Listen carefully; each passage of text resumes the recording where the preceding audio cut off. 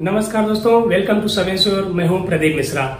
दोस्तों, हम आजकल बहुत सुनते हैं टर्म इंश्योरेंस, और बेसिकली हर एक व्यक्ति के पास कम से कम एक टर्म इंश्योरेंस होना चाहिए ताकि हमारे पास सफिशिएंट इंश्योरेंस हो, यानी बहुत कम पैसे में बहुत बड़ा कवरेज अमाउंट मिल जाता है। ये टर्म इंश्योरेंस की सबसे बड़ी खासियत है। अगर हम इन्वेस्टमेंट के बारे में बाद में सोच रहे हैं, हम सबसे पहले चाहते हैं कि हमारा इंश्योरेंस हो जाए, तो हमको सिंपली टर्म इंश्योरेंस के साथ जाना चाहिए। We should go for term insurance which comes with very low cost. बहुत कम प्रीमियम होता है, बहुत बड़ा बड़ा कवरेज मिल जाता है। अब टर्म इंश्योरेंस होते कितने प्रकार के हैं, कौन कौन से टाइप के टर्म इंश्योरेंस मार्केट में अवेलेबल है, आज हम लोग डिस्कस करने की कोशिश करेंगे। एक जो सबसे पॉपुलर टर्म इंश्योरेंस मार्केट में अवेलेबल है वो है प्योर लेवल टर्म इंश्योरेंस।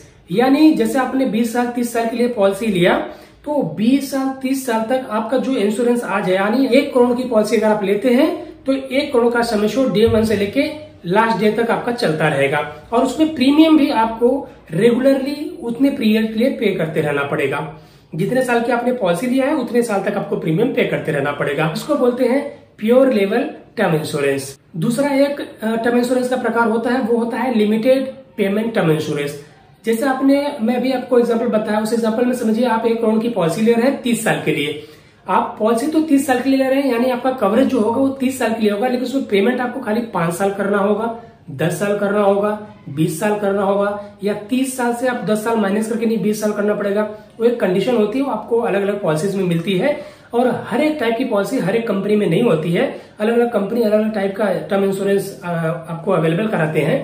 तो इसमें कैसे होता है कि आपका जो प्रीमियम पेमेंट है वो लिमिटेड टाइम पीरियड के लिए होता है, लेकिन आपका इंश्योरेंस कवर एक लंबे समय के लिए होता है। एक पूरे टर्म के लिए आपका कवरेज होता है, लेकिन प्रीमियम आपको जो पे करना होता है वो एक लिमिटेड टाइम के लिए पे करना होता है। इसको हम बोलते हैं limited payment term insurance. Increasing sum term insurance, यानी जैसे आपने 1 करोड़ रुपए की पॉलिसी ले लिया 30 साल के लिए, लेकिन हर साल ये आपने आपका जो आज की फाइनेंशियल कंडीशन है उसके हिसाब से लिया है, बट हर साल महंगाई ऐड हो रही है, महंगाई हर साल बढ़ते जा रही है, तो आपका इंश्योरेंस कवर भी बढ़ना चाहिए। तो ऐसी पॉलिसीज में क्या होता है, जो इंक्रीजिंग सम एश्योर्ड वाली पॉलिसी होती है टर्म इंश्योरेंस, उसमें ऑटोमेटिकली 1 साल बाद 2 साल बाद जैसी पॉलिसी होती है, जैसे उसके कंडीशन होते हैं, अलग अलग पॉलिसी में फैसिलिटी अवेलेबल है, उसमें कैसा होता है कि ऑटोमेटिकली आपका सम एश्योर्ड इंक्रीज होते जाएगा। आपने 1 करोड़ रुपए की पॉलिसी ली है, 5 साल बाद आपका 1 करोड़ 10 लाख रुपए हो जाएगा, अगले 5 साल बाद वो 1 करोड़ 20 लाख रुपए का हो जाएगा। अकॉर्डिंगली आपको प्रीमियम पे करते रहना है। तो आपको अलग से फिर से टर्म इंश्योरेंस लेने की जरूरत नहीं पड़ेगी। जो आपने टर्म इंश्योरेंस लिया है उसी में जैसे आपकी महंगाई बढ़ रही वैसे ही आपका सम एश्योर्ड बढ़ता चला जाएगा। तो इसको बोलते हैं इंक्रीजिंग सम इंश्योर्ड टर्म पॉलिसीज। तो इसमें ऑटोमेटिकली आपका जो सम एश्योर्ड होता है वो बढ़ते जाता है, आपको उसमें एनहांस करने की जरूरत नहीं पड़ती है। आपकी सेम पॉलिसी रहती है, बट उसमें कवरेज अमाउंट आपका एक टाइम पीरियड के साथ में बढ़ते जाता है। तो ये भी एक टाइप का टर्म इंश्योरेंस मार्केट में अवेलेबल है। दूसरा जो बहुत पॉपुलर आजकल हो रहा है वो रिटर्न ऑफ प्रीमियम। यानी जैसे क्या होता है, टर्म इंश्योरेंस में प्रीमियम बहुत छोटा होता है और कवरेज बहुत बड़ा आपको मिल जाता है। इससे क्या होता है, सफिशिएंट इंश्योरेंस आदमी ले पाता है। लेकिन अगर किसी व्यक्ति ने टर्म इंश्योरेंस लिया है, उसको पूरे टर्म में कुछ नहीं होता है, तो उसको रिटर्न में कुछ नहीं मिलता है, तो ऐसा होता है तो उसका पूरा का पूरा पैसा चला गया। तो ये जो रिटर्न ऑफ प्रीमियम पॉलिसीज आजकल अवेलेबल है, उसमें क्या होता है कि उस पूरे पीरियड तक अगर पॉलिसी होल्डर सर्वाइव कर गया, उसको कुछ भी नहीं हुआ है, कोई लाइफ लॉस नहीं हुआ है, तो at the end of the policy term उसको जो उसने प्रीमियम पूरा पे किया वो रिटर्न हो जाता है। जैसे आपने 1 करोड़ रुपए की पॉलिसी लिया है 30 साल तक, मान लीजिए आप 10,000 रुपए साल का पे कर रहे हैं, 30 साल तक अगर आपको कुछ नहीं होता है तो कंपनी क्या करेगी, 30 साल के बाद आपको जो भी आपका प्रीमियम एक्यूमुलेट हुआ है, जितना आपने प्रीमियम पे किया है, वो आपको रिफंड हो जाता है। उसको बोलते हैं कि refund of premium term insurance. इस टाइप का भी टर्म इंश्योरेंस मार्केट में अवेलेबल है। आप देख सकते हैं अलग अलग कंपनी में आपको चेक करना पड़ेगा, वहां पे भी ऐसे बहुत सारे प्रोडक्ट अवेलेबल हैं, जहां पे अगर आपको पूरे टर्म में कुछ नहीं होता है तो आपका प्रीमियम आपको रिटर्न हो जाता है, वापस हो जाता है। एक और टाइप का टर्म इंश्योरेंस मार्केट में अवेलेबल है, वो होता है कि income benefit with term insurance. यानी आपका टर्म इंश्योरेंस तो चल रहा है, आपका इंश्योरेंस तो कवर चल रहा है, लेकिन आपको साथ साथ इनकम भी हो। यानी एक पॉलिसी होल्डर ने अगर पॉलिसी लिया हुआ है और उसके पूरे टर्म तक वो सर्वाइव कर गया, कुछ उसको इश्यू नहीं हुआ है, तो उसमें क्या होता है कि एक फंड वैल्यू के हिसाब से या मार्केट के ऊपर डिपेंड करता है, मार्केट के हिसाब से उसको एक अच्छा अमाउंट रिफंड भी मिलता है। ये क्या होता है कि ये जो टर्म इंश्योरेंस पॉलिसी होती है, नॉर्मली ये यूलिप पॉलिसीज में इन्वेस्टमेंट होता है, और यूलिप पॉलिसी में depending on the fund value वहां से इंश्योरेंस प्रीमियम भी कट के चला जाता है, आपको अलग से पे करने की जरूरत नहीं होती है। आपका यूलिप पॉलिसी भी चलती रहती है और आपका टर्म इंश्योरेंस भी साथ में चलते रहता है। तो at the end of the policy जैसे आपको या फिर बीच में भी अगर आप कभी बंद करना चाहते हैं टर्म इंश्योरेंस में, सिंपली आपको करना कुछ नहीं, आप प्रीमियम मत पे कीजिए, ऑटोमेटिकली आपका टर्म इंश्योरेंस बंद हो जाता है, क्योंकि उसमें आपको रिफंड कुछ मिलने वाला होता नहीं है। लेकिन इस पॉलिसी में क्या हो जाएगा, अगर आप आगे कंटिन्यू नहीं करना चाहते हैं तो you can stop your policy, और जो आपका फंड वैल्यू होता है वो आपको मिल जाता है। या तो पूरा टर्म तक अगर पॉलिसी होल्डर ने सर्वाइव किया तो at the end of the policy term जो भी बचे हुए अमाउंट का जो एनएवी के हिसाब से जो फंड वैल्यू होगा वो मिल जाता है।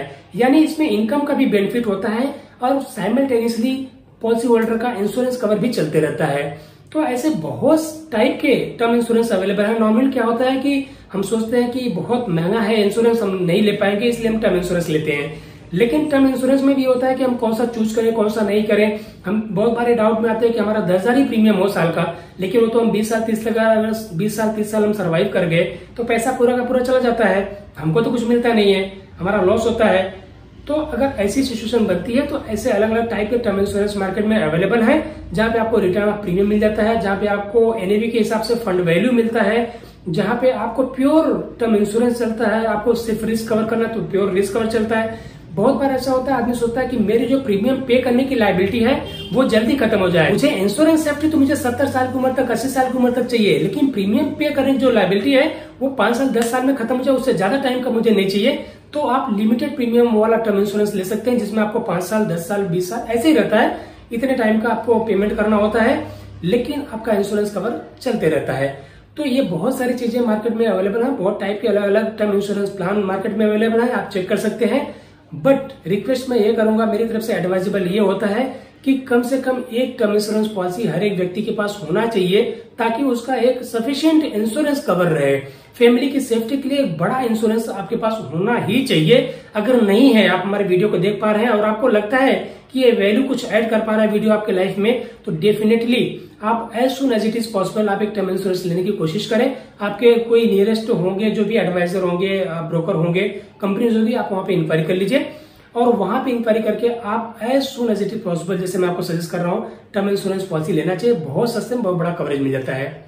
दोस्तों, आज आपके साथ यही डिस्कस करना था। आज के इस वीडियो में बस इतना ही। अगर आप हमारे चैनल पर नए हैं तो प्लीज हमारे चैनल को सब्सक्राइब करके बेल आइकॉन दबाना ना भूलें, ताकि हमारे वीडियोस के नोटिफिकेशंस आपको मिलते रहें। लेकिन अगर आप हमारे चैनल को पहले से देखते हैं, जानते हैं, तो प्लीज हमारे वीडियोस को लाइक और शेयर जरूर करें। आज के इस वीडियो में बस इतना ही। जल्दी में आपसे दूसरे वीडियो में मिलेंगे, तब तक के लिए धन्यवाद। Thank you so much.